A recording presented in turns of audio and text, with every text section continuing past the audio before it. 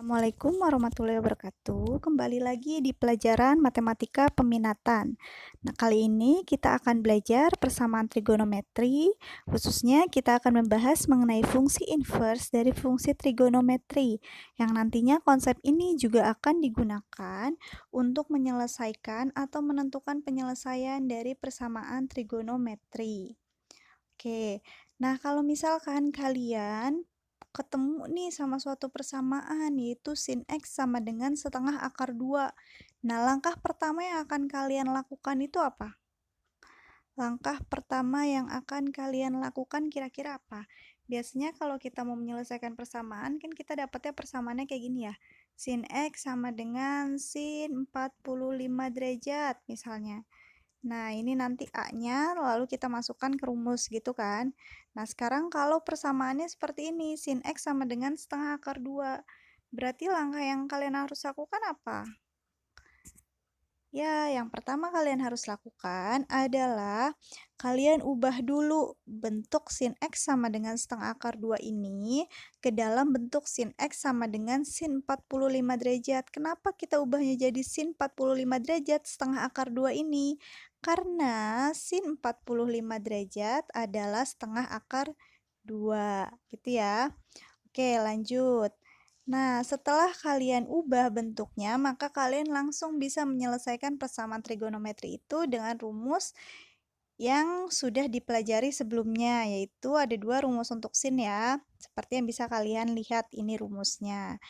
Nah, tadi kita kan sudah mengubah nih sin X sama dengan setengah akar 2 menjadi sin X sama dengan sin 45 derajat. 45 derajatnya dari mana? Karena nilai sin 45 derajat adalah setengah akar 2.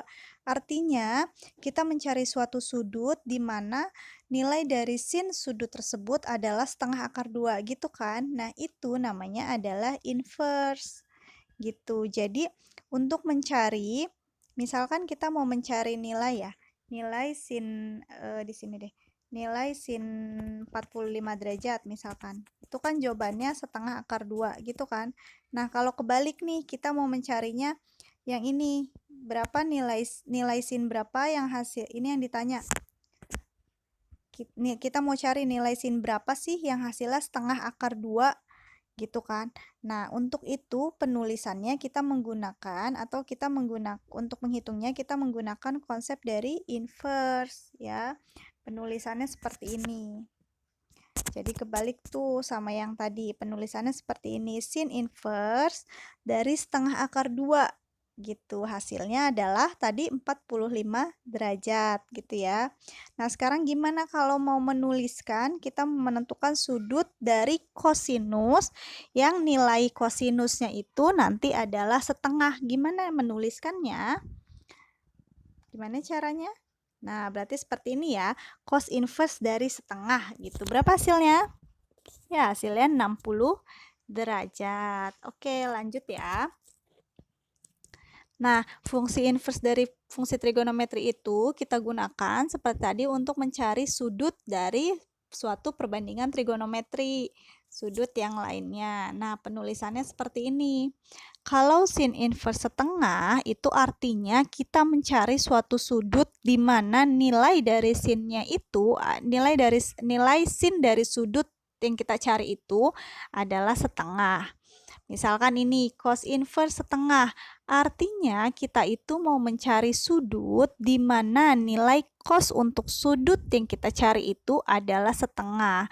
Begitu pula kalau penulisan seperti ini, berarti kita mencari suatu sudut di mana nilai tangen dari sudut tersebut adalah 1. Berapa kira-kira tan inverse 1 itu?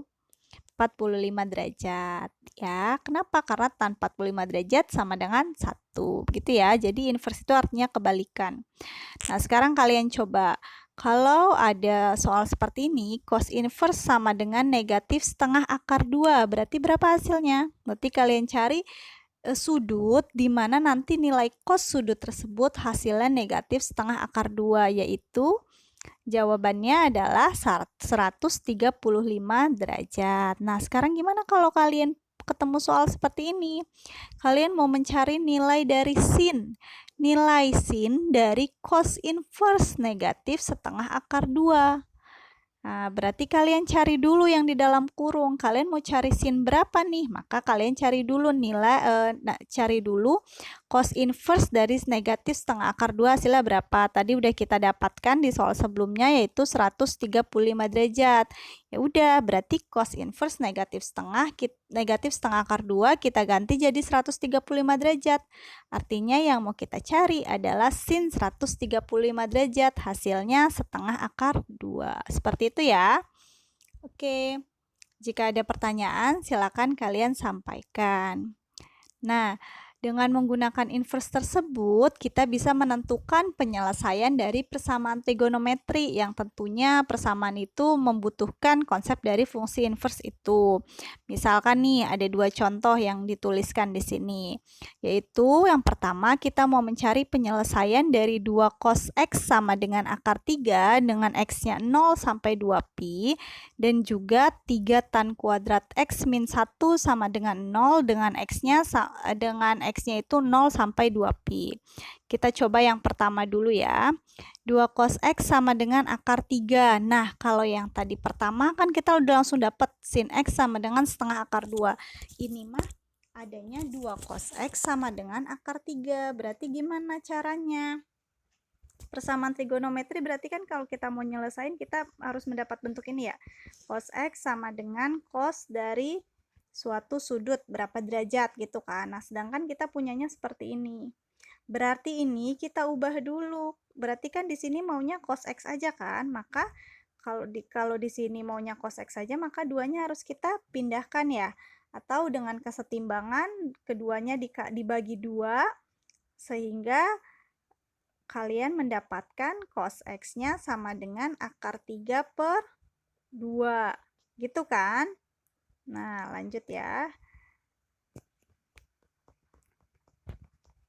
Sehingga kalian dapat cos x-nya itu akar 3 per 2.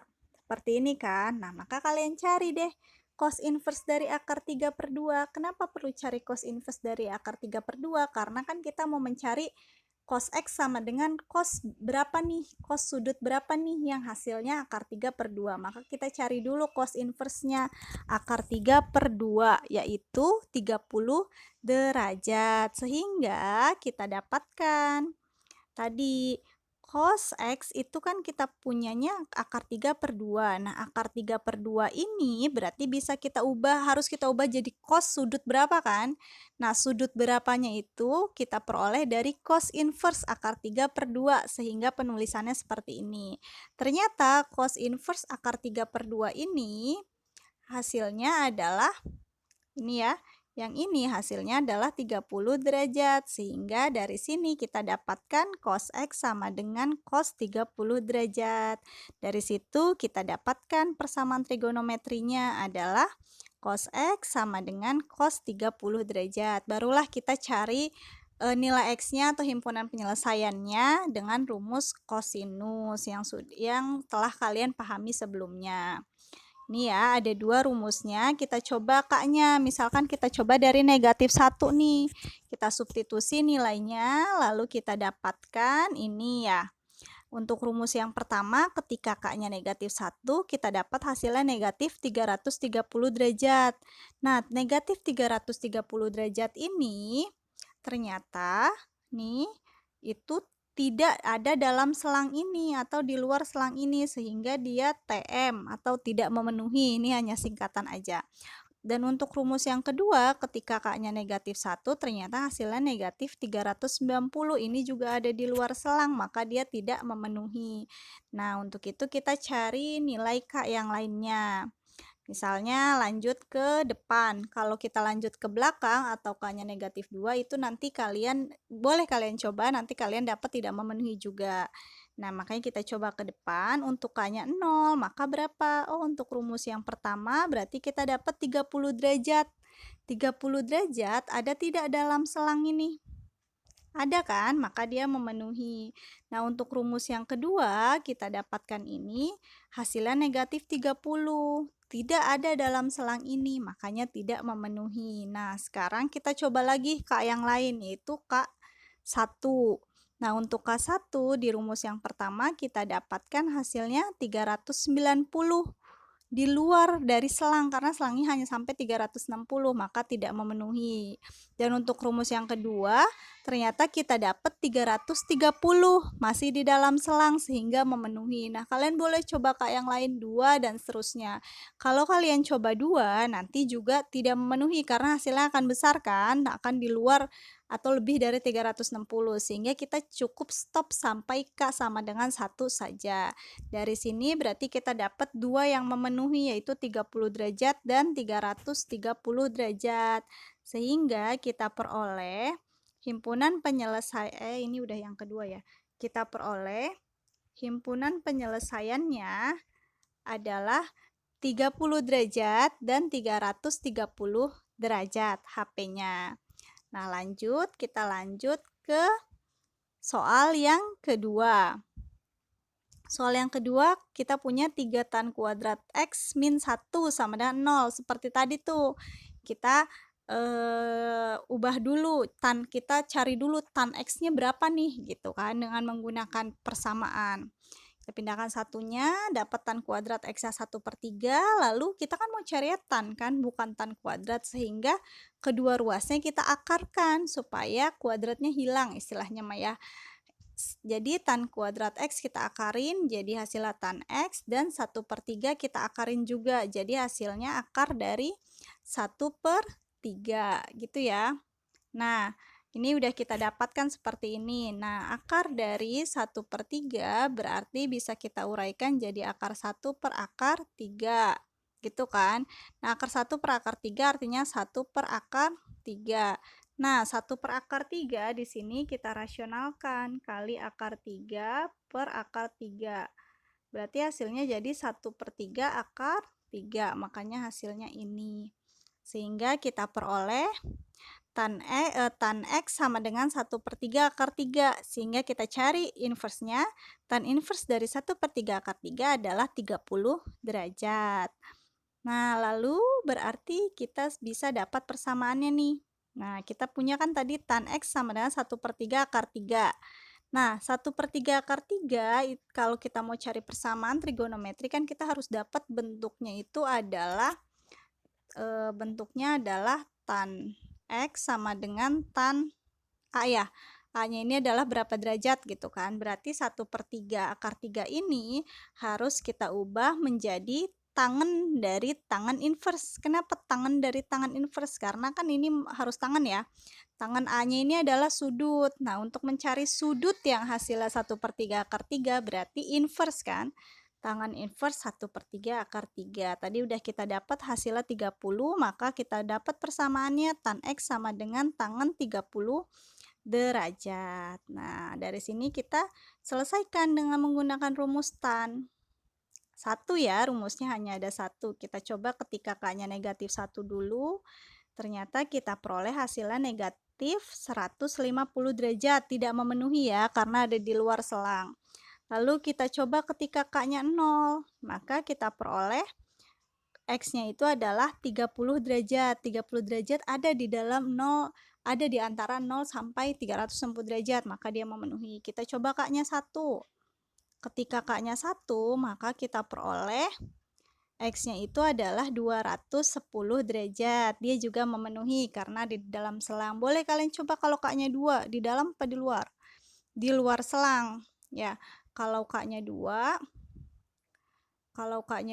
berarti dia ada di luar selang, tidak memenuhi. Sehingga himpunan penyelesaian yang kita peroleh adalah 30 derajat dan 210 derajat. Gitu ya. Oke, sampai situ aja pembahasan kita. Sekarang kalian bisa coba 3 soal berikut. sebagai latihan kalian. Oke, sampai sini aja pelajaran kita kali ini. Semoga kalian dapat memahaminya dengan baik. Jika ada pertanyaan bisa disampaikan. Terima kasih. Assalamualaikum warahmatullahi wabarakatuh. Sampai jumpa di pertemuan selanjutnya.